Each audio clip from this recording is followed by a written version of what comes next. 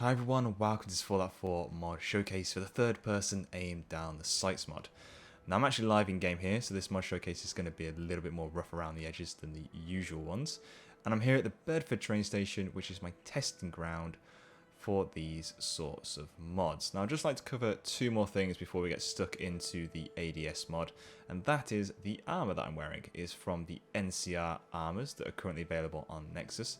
Really great set of armors, great mod.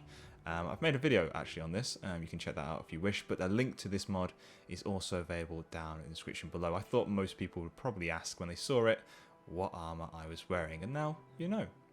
Also, I'd like to cover the weapon that I'm using in this video, which is the ACR, which is currently available on the hot files on Nexus, and I'll put a link to this down in the description below. This is a really interesting weapon because it comes with the option to unlock weapon skins based on your kills. So if you kill 100 people, you unlock a weapon skill. If you kill 200 people, you unlock another weapon skin, which is pretty nice, a nice little touch there, which is pretty cool. This one's come with a iron sight, a heartbeat sensor, and a laser sight. This was just added via the console, but it's come nicely kitted out, which I'm pretty pleased with. So, what does the third person aim down the sights mod do? Quite simply, it allows you to go into this view from the third person camera, and we'll show you how that works now. So if I was in third person, normally when I aim down the sights, it would look like this, which, as you can see, is a little bit cumbersome, especially for me, means I don't have a crosshair. And it's the way I like to play. I don't like things to clutter my screen.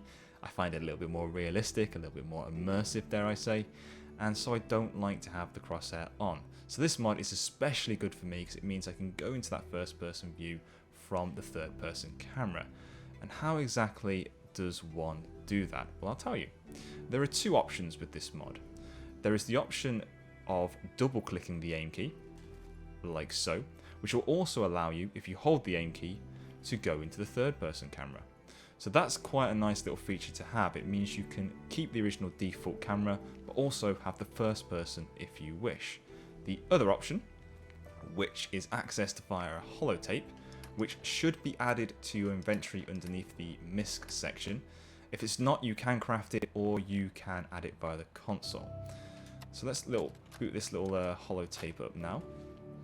And it has one option here that's already selected, which is the double click ADS equals yes. If we press our action key, it'll change to no, which means when we're in third person and we press the aim key, it'll go straight into first person. And I kind of prefer this option because I don't obviously want to have the third one anyway because I don't have the crosshair. So this is my preferred option of going straight into the first person camera. And it is very, very fluid. It doesn't feel jarring. It may look that on the video, but when you're actually playing the game, it doesn't feel jarring at all. And it is really quite nice and fluid. When you reload, it will go back into the third person camera, unfortunately, which is not a big deal. But some of the first person reloads on a few of the modded weapons are really quite nice. So it is a little bit of a shame, but not a deal breaker in the slightest.